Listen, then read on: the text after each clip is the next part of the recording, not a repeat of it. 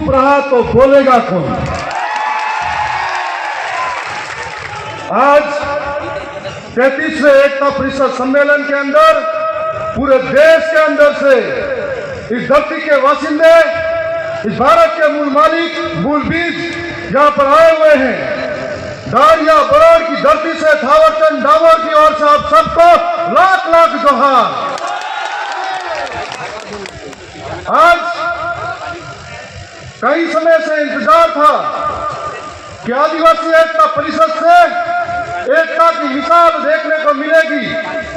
मैं राजस्थान विधानसभा का सदस्य हूं।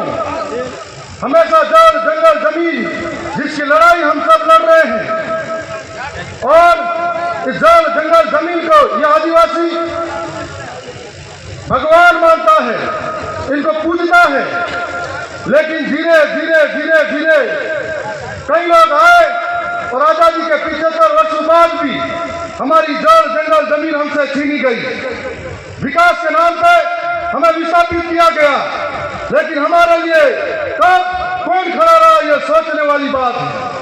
और आज हमारे लिए सबसे बड़ी सोचने वाली बात है कि लड़ाई को किस जगह जाकर लड़ा जाए कि जिससे हमारा जड़ जंगल और ये जमीन बचाई जाए।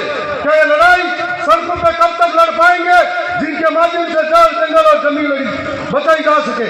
इस लड़ाई को लड़ने के लिए मैं समझता हूँ कि राजस्थान की, मध्य प्रदेश, गुजरात या महाराष्ट्र हो या देश की सबसे बड़ी सर्वोच्च संस्था संसद हो, इन व्यवस्थाओं के अंदर जो हमारे लिए इस आगे आने वाली आवाम के लिए निस्वार्थ भाव से वहां जाकर उन व्यवस्थापिका का हिस्सा बनकर इनके लिए बोले, इनके लिए लड़े, तब जाकर संभव हो सकता है कि हमारी जड़ जंगल जमीन की लड़ाई हम लड़ सकते हैं। हमें सोचना पड़ेगा कि जब जब जड़ जंगल जमीन की बात आती है, पूरे 1 साल से पहले कितने लोग सड़कों पर लड़े, कितने लोग सदन में लड़े जो कहते हैं कि आदिवासी एक होना चाहिए।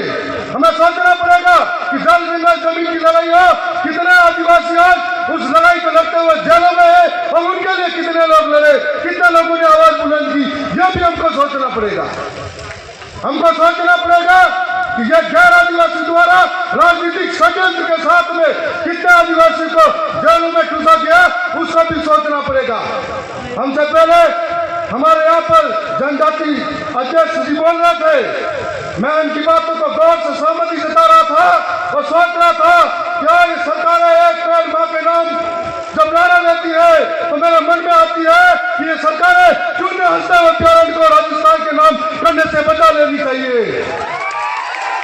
तो मेरे मन में सवाल आता है, और आज मैं उम्मीद करता हूं कि जनजाति सलाहकार समिति के हमारे अध्यक्ष हैं, मैं एक उम्मीद करता हूं कि जब तक हमारे लोग ट्राइबल एडवाइजर कमेटी के अंदर अध्यक्ष नहीं बनेंगे तब तक हमारे अंदर हमारे लोगों के लिए विकास की भावना पैदा नहीं होगी। आज तो महाराष्ट्र, मध्य प्रदेश, गुजरात और राजस्थान का हिस्सा है, इनके अंदर ऐसे लोग तो ट्राइबल एडवाइजर काउंसिल के अंदर अध्यक्ष बन के बैठे हैं जिनको मालूम नहीं है कि आदिवासी की संस्कृति क्या है, इनकी परंपरा क्या है, इनके रीति रिवाज क्या है। यदि उनको नहीं पता है तो कैसे वो संभव होगा कि आदिवासी के ऊपर आदिवासी की सुरक्षा की नीतियां लागू कर पाएंगे। और ट्राइबल एडवाइजर कमेटी के साथ साथ ट्राइबल सब प्लान एरिया के अंदर जो करोड़ों का बजट आता है, यदि वो आदिवासी के अंदर खर्च नहीं होगा तो कैसे संभव होगा? आदिवासी का कुपोषण रुकेगा, आदिवासी का विस्थापन रुकेगा, आदिवासी के जल जंगल जमीन रुकेंगे। इसके लिए आज हम लोग 4 राज्यों से, हमसे पहले विधायक जी एक बोले थे गुजरात से, हमको बिल प्रदेश चाहिए। मैं भी कहता हूँ यदि बिल प्रदेश होगा तो ऐसे जो रेस में दौड़ने वाले घोड़े नहीं, रेस में दौड़ने वाले घोड़े निकलेंगे, बारातों में नाचने वाले घोड़े नहीं निकलेंगे। और इसके लिए हमें वो दिल चाहिए जो जिस समाज के सर्टिफिकेट से आगे बढ़कर जाता है, उस समाज के लिए हक हुकूक की बात को और हक हुकूक की बात को सरकारें कौन सी भी हो उनके अंदर हाथ से हाथ मिलाकर बोले, न कि सत्ता के साथ में हाथ से हाथ कर बोले। और ऐसे ही हमें सोचना पड़ेगा कि हमारी लड़ाई को अंत तक कौन ले जा सकता है। आज पिछले 1 साल के अंदर हमें दुख होता है कि कितने आदिवासी जेलों के अंदर हैं। आज हमारे यहाँ पर जो अध्यक्ष महोदय आए हैं, हम उनसे उम्मीद करते हैं कि जितने भी आदिवासी जेलों के अंदर है जो राजनीतिक षड्यंत्र से हो, उन्हें बाहर निकालने का प्रयास किया जाए ताकि वो जंगल की लड़ाई, जमीन की और उम्मीद करता हूँ कि 1931 के अंदर जो आदिवासी को सेपरेट धर्म कोड मिला था, जिसकी बात हम सुबह से कर रहे हैं कि हमारी संस्कृति अलग है, हमारी परंपरा अलग है, हमारी बोली भाषा अलग है। यदि 1931 के अंदर वो धर्म कोड मिला था, 1961 में आकर हमारा बदल लिया गया, अब हमारी पहचान बिगड़ गई, इसलिए वो जातिगत धर्म कोड आदिवासी को सेपरेट होना मिलना चाहिए। इसका प्रयास भी आज इस मंच से होना चाहिए। हम तो यही कहना चाहते हैं कि मेहनत से उठे हैं, मेहनत का दर्द जानते हैं, आसमान से ज्यादा इस समाज की कदर जानते हैं, इसलिए उसके लिए लड़ते हैं और बोलते हैं। जब बात आती है मध्य प्रदेश के अंदर लड़ाई की, जब बात आती है गुजरात के अंदर आदिवासियों की, बात आती है देश के किसी कोने पर आदिवासियों की, जब बात आती है तो सरकारों के सामने ऐसे लड़ पड़ते हैं जैसे हमको लगता है कि हमारे शरीर के किसी हिस्से पर चोट पहुंचाई गई है, और आंख में आंख मिलाकर बोलते हैं। और आज आपके सामने हमें जो ये अवसर मिला है, मैं थावर चंद डामोर आपके बीच में ये बात करना चाहता हूं कि मुझे राजस्थान विधानसभा का हिस्सा हूं।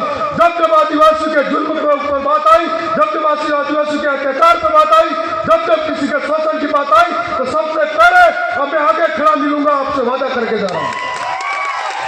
राजस्थान की विधानसभा में राजस्थान की कोई सी भी सरकार हो, उससे आंख से आंख मिलाकर बात करने की बारी आई तो छाती ठोकर टेबल बनाकर आपके हक की बात लड़ने के लिए तैयार करूंगा।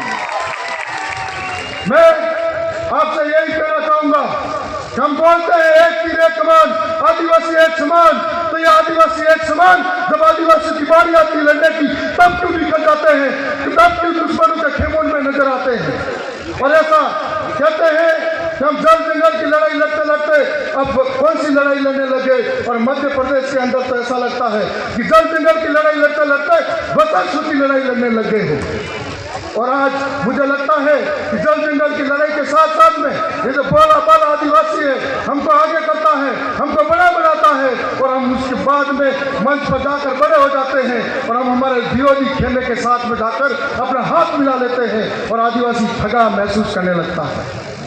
अब हमको ये सोचना पड़ेगा कि कौन हमारे सुख में काम आएगा, कौन हमारे दुख में लड़ेगा, कौन हमारे अधिकारों की बात करेगा, कौन हमारे लिए लड़ने के लिए तैयार खड़ा है, उसकी पहचान करनी पड़ेगी।